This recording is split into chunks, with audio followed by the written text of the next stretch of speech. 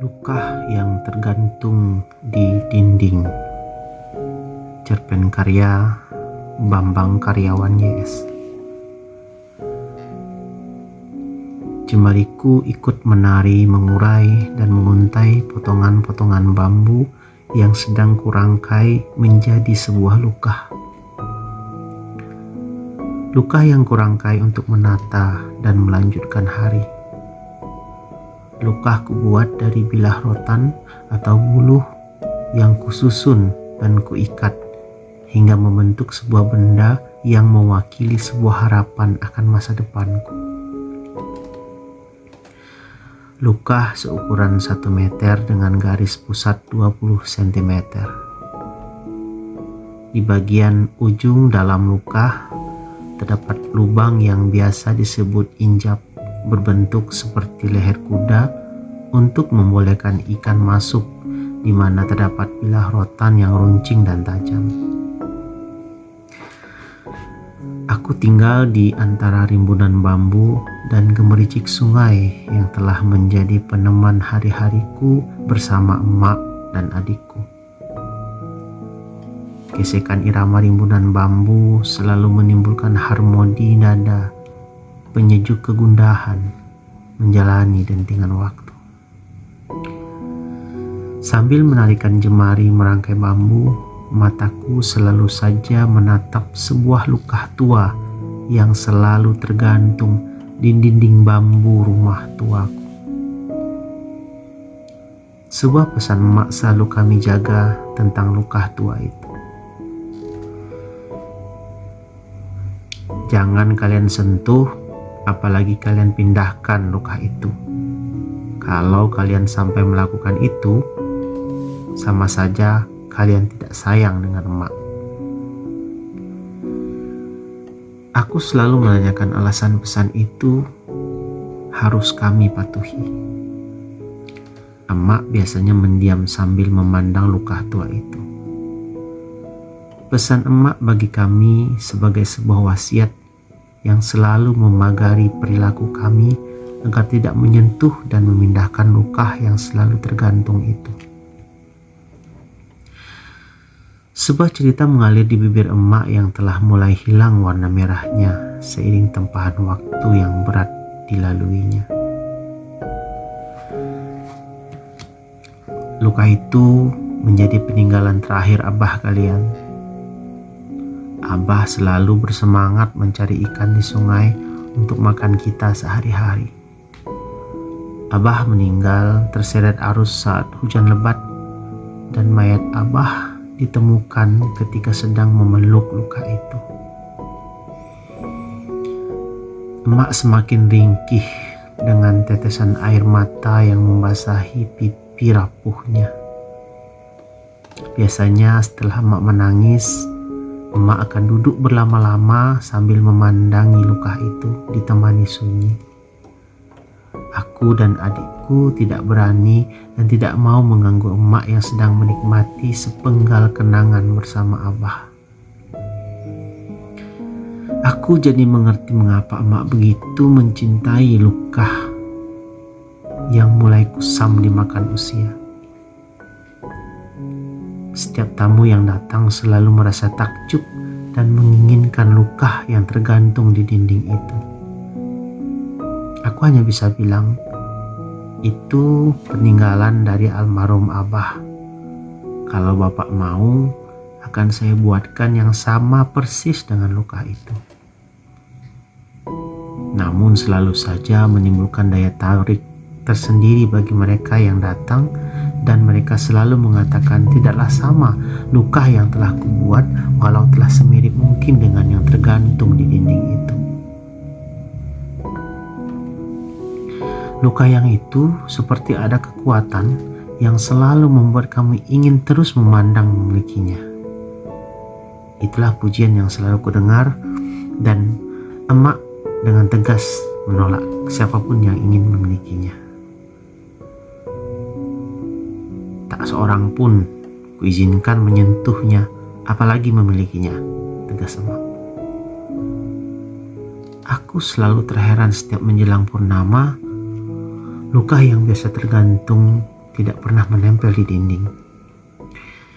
Awalnya tidak terlalu kupedulikan, namun setiap putaran bulan bernama berikutnya selalu tidak ada di tempatnya.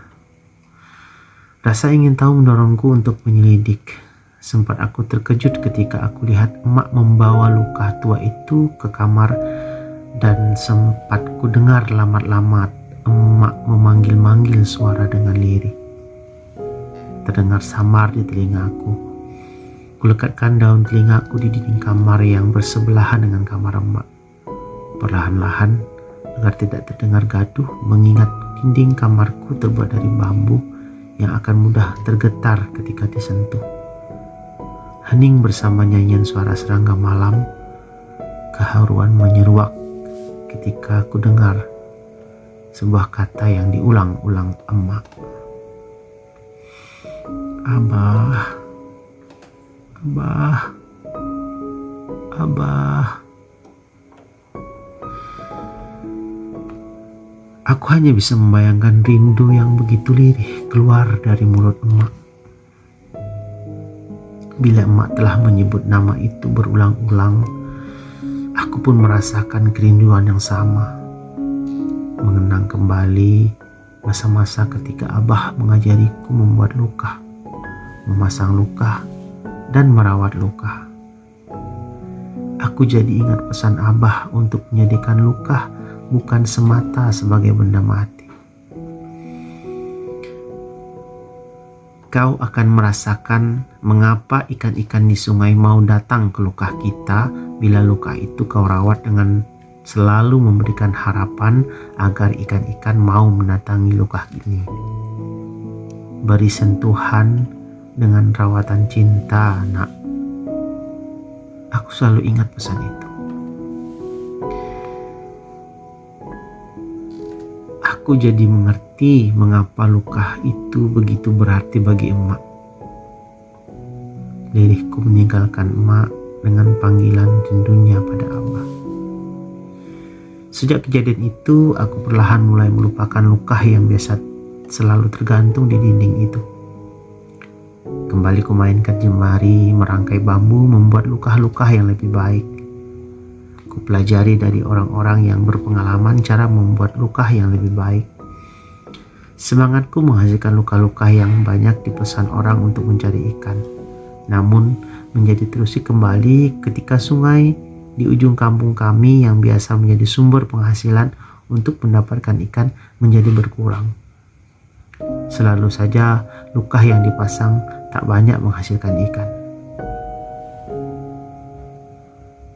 Apa kita harus melakukan tradisi luka? Begitu saran yang kudengar dari orang-orang tua yang biasa berkumpul sambil menikmati kopi di kedai. Aku masih ingat ketika Abah masih hidup, selalu menggunakan luka yang saat ini tergantung di dinding dipakai untuk tradisi luka. Masih tersimpan dalam pikiranku bagaimana luka itu kelihatan begitu kokoh dan selalu menjadi bahan pujian bagi orang kampung. Tradisi luka biasa dilaksanakan di kampungku menjadi sepenggal kenanganku bersama Abah dan luka. Tradisi yang selalu kunantikan bersama teman-temanku karena keramaiannya. Tradisi yang bukan sekedar ritual, tapi telah menjadi permainan yang selalu dinantikan. Permainan yang melibatkan paling tidak 3 orang laki-laki dewasa. Dibutuhkan sebuah luka berukuran sekitar 1 meter yang diberi kain sarung atau baju bekas seperti orang-orangan di tengah sawah. Diawali dengan pembakaran kemenyan dan dupa oleh pawang yang berpakaian hitam. Diiringi pukulan gendang dan kompang, pawang mulai dengan mengasap-ngasapkan luka. Aku selalu mendengar pantun yang sudah aku hafal setiap mengikuti permainan itu. Ilik langkah, mudik langkah, jumpa bemban bertali-tali. Mudah-mudah perkara mudah, tengok luka pandai menari. Cerita tentang luka Abah yang tergantung itu telah menjadi bahan perbincangan di setiap sudut kampung. Ada yang yakin siapa saja yang bisa memiliki luka itu, maka akan selalu mendapatkan ikan yang banyak kalau kita meletakkannya di sungai. Pujuklah emak kau tuh, mungkin luka abah kau bisa memancing ikan-ikan tuh datang ke luka kami. Aku berada dalam tarik-menarik untuk mencoba menangkap ikan dengan luka itu, atau melupakannya mengikuti pesan emak. Aku terpaku di pembaringan, menatap celah-celah cahaya rembulan yang masuk lewat dinding bambu rumahku. Antara melanggar perintah emak atau memenuhi keinginan orang kampung untuk mendatangkan ikan dengan menggunakan luka abah. Galauku membawa diri ini berhadapan dengan luka yang tergantung di dinding itu. Senja menguning bersanding malam. Aku memandang luka dalam keremangan. Aku telah memutuskan satu hal yang siap kutanggung akibatnya. Keraguan yang melingkupi pikiranku coba ku tepis dengan membayangkan terhidangnya ikan-ikan di bawah tudung saji yang telah lama menghilang. Aku masih ingat keinginan adikku yang pernah bilang, "Kapan ya bang kita bisa makan ikan lagi?" Adik benar-benar ingin. Emak yang tidak mengeluarkan sepatah kata pun, aku tahu emak ingin mengungkapkan keinginan yang sama dengan adikku. Aku sudah sangat paham bahasa air mata emak. Aku masih ingat ketika abah selesai menangkap ikan, emak akan dengan bahagianya memasakkan ikan-ikan itu menjadi asam pedas masakan kesukaan kami. Aku telusuri tepian sungai yang biasa kutapaki. Kuletakkan luka di bibir sungai dengan penuh harap. Drama kesunyian tepian hutan dan gemerisik aliran sungai membuatku terlelap sesaat. Dalam lelapku sebuah senyum abah dihadiahkan untukku. Senyuman yang selalu kurindu. Aku tersadar dari lelap rindu ini ketika irama lembut sungai menjadi kacau. Kudekati luka yang ternyata puluhan ikan berebutan ingin keluar dari mulut luka. Segera ku tarik luka dan bahagiaku menyeruak melihat puluhan ikan yang telah lama tidak singgah di luka-luka yang lain. Inikah arti mimpiku? Abah, inikah ikan-ikan kirimanmu? Aku semakin meyakini kalau luka ini memang telah akrab dengan lingkungan air sungai di sini, sehingga ikan-ikan pun dengan senang hati singgah masuk dan bermain-main sebentar di dalam luka.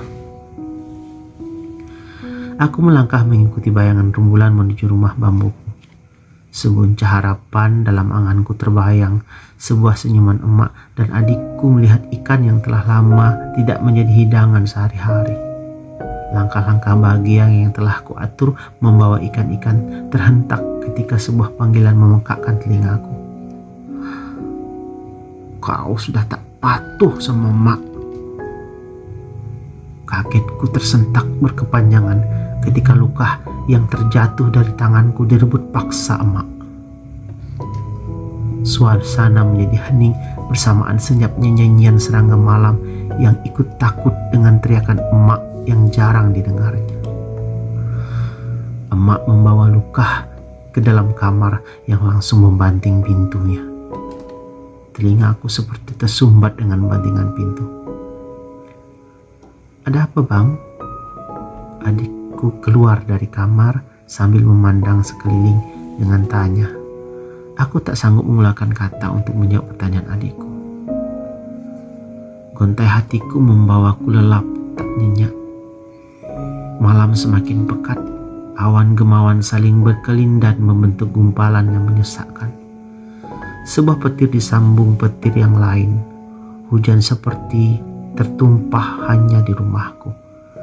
Atap rumbia yang biasa mampu menahan serangan hujan itu koyak-moyak dengan air yang membentuk tetesan dari berbagai sisi. Lantai tanah rumah bambuku menjadi becek di mana-mana. Sebuah teriakan kudengar dari kamar adikku. "Mak!"